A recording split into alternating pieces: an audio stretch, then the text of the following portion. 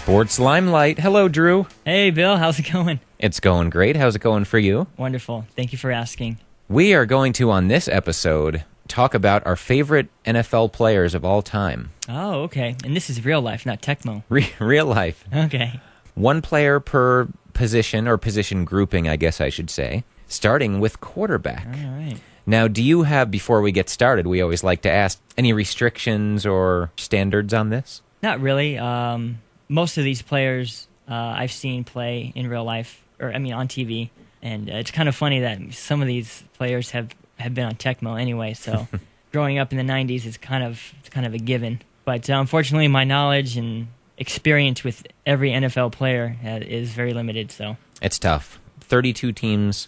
How can you possibly devote as much time as you possibly could to each player? Yeah, in the history. 100 years, right? Or 80 years of NFL. It is humbling. Mm-hmm. It was great to watch, kind of helping us get an idea about this episode, the top 100 players of all time by NFL Films. I've been watching that recently, so... Yeah, it's really cool to see like all the different video clips of all the players, and it's just really cool. It's just kind of like a nostalgic feeling to see some of your players on there. So many different eras and styles of play changed over the years. Yeah, it's tough to compare two players against each other from different eras. Like, who would stack up well against this person? But oh yeah, it's just you can't really do it. So you want to get us started with quarterback, Drew? Quarterback. All right, I'm going to go with Joe Montana from the 49ers. He was probably the most well-known quarterback while I was growing up. So he was in the Super Bowl pretty much every year in the early and late 80s. So when I started watching football. And one time, I want to tell you a story. One time, during my parents' 10th anniversary in 1990. They went to San Francisco, and I had to stay here. I was like pleading them, please see if you can meet Joe Montana, or let me know if you meet Joe Montana, But I was 7, so, of course I didn't know that he wasn't just there, like, greeting everybody as they came off the plane. So, but at least they got me a shirt. Awesome. So how about you, Bill? Who's your quarterback? My quarterback is currently playing still, Eli Manning. Ah, shocker. He went to another level this year with his second Super Bowl victory, and I could make an argument that he's the most clutch quarterback of all time. Wow. The kinds of things he does in Super Bowls, and even in games before Super Bowls, just don't happen that often. The repeated comeback after comeback. It's not like, they got a lead early and got a lot of turnovers and they just kind of didn't lose the lead. No, he led them back again inside of 2 minutes to take the lead in the Super Bowl, and a heavy underdog the first time, an underdog the second time, and it gives me great joy to watch him and great optimism for the future. It's good to hear you say that. I've gained a lot of respect for him over the past years that he's been here, so never seems to make the headlines on anything other than football, other than his play. I like that too. That says a lot, and I recently read a quote by him. He said that he's won 2 Super Bowls, but he's still the 3rd most talked quarterback in his own city. That's right. That's what I heard. So he can kind of sneak up on you. He's surprisingly funny. Yeah, exactly. So my halfback, Walter Payton. Ooh, the sweetness, huh? I almost went with Curtis Martin. We've talked about Curtis Martin on the show before, so since we already took that opportunity, I wanted to make room for Walter Payton on Sports Limelight. What a great person, great running back. Amazing highlights. So many great highlights of him just taking on defenders with his head, and so tough, so consistent, so durable. Before his final year, 1987, he only missed 1 game in his entire career. Of course, number 1 in the all-time rushing list before Emmitt Smith passed him, who, in my opinion, Emmitt Smith, just not on the level of Walter Payton. Emmitt Smith. So who do you have, Drew? Another 90s Tecmo star, Barry Sanders. Talk about highlights. Wow, that guy is amazing. He was on pace to break Walter Payton's record before he surprisingly left the NFL. So, but yeah, what a great guy, flashy. You could never really grab him. You couldn't really tackle him. He was so quick and short and so low to the ground. And you have to wonder what kind of even better numbers he could have put up with better teams around him. Mm-hmm. The funny thing about Sanders that was often said was, like an opposing coach could say, well, if you take away the 55-yard run and the 72-yard run and the 34-yard run, we really stopped him pretty well. But he'd just break out the big runs. That's right. So often. Yeah, he made the playoffs, like 1 or 2 times? I know in 91 he made it to the NFC Championship game against the Redskins. But other than that, you're right. I wish he was able to have more success in the team aspect of it. Yeah, would have been nice to see. In the NFL, it's not like basketball where if you're the star of a team and you don't win a championship, it points to you or a deficiency on you in some way. In the NFL, it's not a minus if you don't win one. I think it's only a bonus if you do win one. But even a guy like Dan Marino, I really can't fault him for not winning a Super Bowl. Right. Karl Malone, on the other hand. All right, so going from running back to fullback, I'll start with Tom Rathman. Nice. Solid fullback, great hands. He'd trust him getting out of the backfield, even catching some passes. Always a favorite on my end. Another weapon to worry about on such a dynamic offense. Man, crazy. It was almost like he was a lineman with good hands. And he could block, so just a total package there. That's a great segue to mine, Maurice Carthon. On one of the NFL Films specials, I think it was the Super Bowl highlights of that year against Denver, he was described as a guard in fullback's clothing. And I think such an advantage to the Giants in the late 80s, early 90s running game was that they had Maurice Carthon and, spoiler alert, the tight end I'm going to name in a little bit, where it was almost like they had 7 offensive linemen on the field. They were that good of run blockers.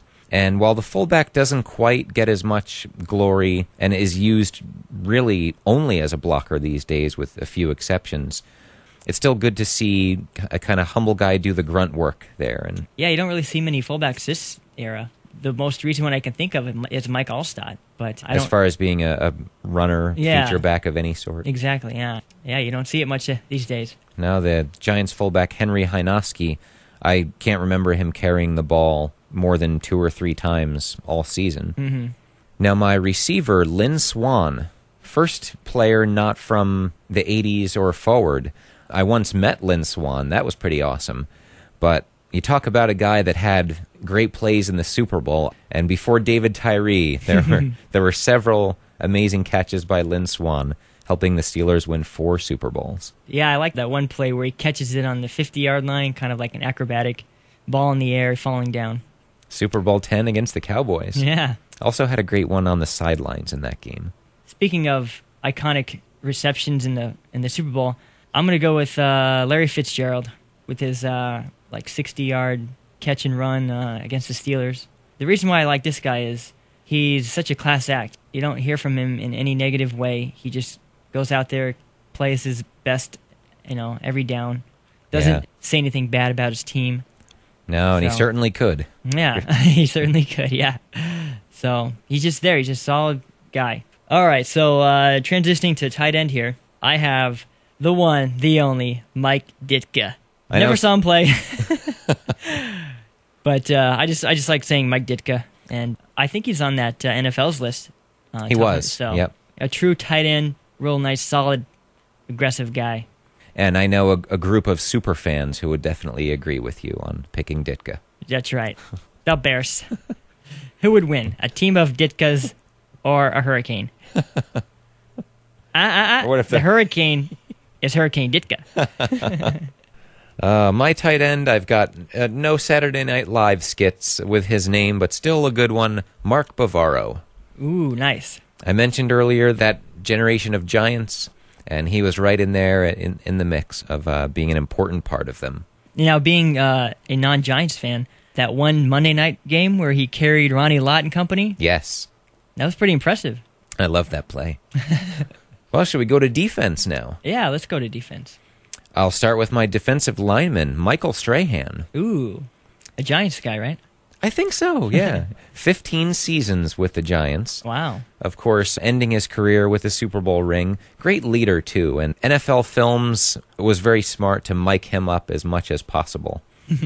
There's an in-your-own-words on him, so they easily filled 40 minutes of content with, talking to him and playing clips of him during games. Yeah. And what a great complete defensive end. Played the run. Of course, we know about the rushing the passer, all-time single-season sack leader. That was the first time that I actually became exposed to him as a non-Giants fan, just who he was. And he looks like a black David Letterman with the gap in his teeth. I never thought of that before. Yeah. And Eli Manning is the Paul Schaefer of the group. Minus the glasses. Well, another dominant defensive lineman on my end, Bruce Smith. He is the all-time sack leader. He is, yeah, he's the all-time. of all time. I enjoyed playing him on Tecmo, or as him on Tecmo, just dominating the offensive line. Yeah, another class guy. He fronted a defense that took the Bills to 4 Super Bowls in a row, so got to be pretty good. The anchor of a great defense. Mm-hmm. All right, let's get to linebackers here. I have Dick Butkus. Yeah, I love saying that. Ferocious. Dude, what man. He's like the ultimate linebacker. Hardest hitting backer ever. And he later became a great high school basketball coach. Oh, no, that was a TV show on NBC on Saturday mornings. Oh. Was it a real show or a Hang cartoon? Time. You ever see Hang Time? Oh, yes, I remember that. Wow. That's pretty funny. Who would have thought? After this show, we're going to YouTube, see if we can find some Hang Time clips. Man, nice. He's my favorite because he played through so many injuries in his career. I don't know how that would play out now, but he would probably get fined by Roger Goodell every week. Oh, yeah, just seeing his highlights in the top 100 players. How many clotheslines and headshots and forearms to the head. Yeah. How many suspensions would he have had? Yeah. My linebacker, Carl Banks. Carl Banks. Oh, is he from Fresh Prince of Bel-Air? You may be surprised that I didn't go with the easy answer, Lawrence Taylor, but I just recently finished watching the 3 playoff games of the '86 Giants, thanks to a wonderful DVD set of 10 greatest games for the Giants that NFL Films put together. And man, Banks, I never realized what a high level he was playing at in that era, or at least in those playoffs. He was every bit as effective and disruptive as Taylor. And maybe you give a little bit of credit to Taylor there because he was getting the double teams that helped Banks flourish. But John Madden even said it on the broadcast with Pat Summerall that Carl Banks in those playoffs was the best he ever saw a linebacker play, and that's saying something. Wow. My cornerback, Darrell Green. Hey, I have Darrell Green as well. Our first unanimous choice. All right. Fastest man in the NFL, even when he was 40. Wow. The great highlight that we've mentioned before of catching Tony Dorsett from across the field. When he's on high, excellent running speed in Tecmo, watch out. He's our standard. You've met Darrell Green. I have, yeah. And he's always our go-to standard for elite speed, whether it's when we'd play touch football and joking with each other of, you did a Darrell Green, or I'm going to try to Darrell Green you. Yeah, you totally Darrell Green that. Yeah. That run. When you become a verb among us, that's pretty cool. That is pretty cool. And seeing him in person, he doesn't look like a world-class sprinter or anything like that. He just seems like a regular guy. Yeah, he's what, 5'9"? Yeah, 5'9". All right, so I'm going to finish up my favorites here with safety Ronnie Lott. Oh, what a hitter. Yeah.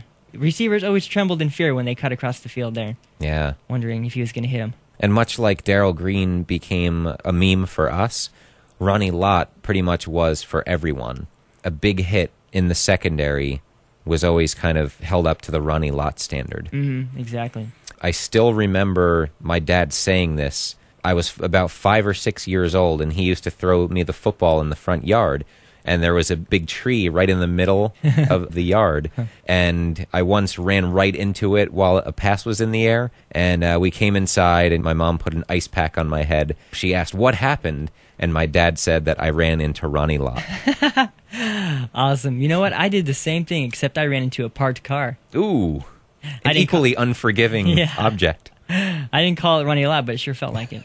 And to close it out, my safety, Rod Woodson. This is cheating a little bit because he played cornerback for the beginning part of his career, but later moved to safety, so hey, I'll put him in here. Another one like Darrell Green with amazing speed and playmaking ability. Great guy off the field as well. His Hall of Fame speech, I definitely recommend watching that. Yeah. And a nice way to end this episode. Right on. Thank you for listening to another Sports Limelight. Thank you, Drew. Oh, my pleasure. And we'll talk to you next time.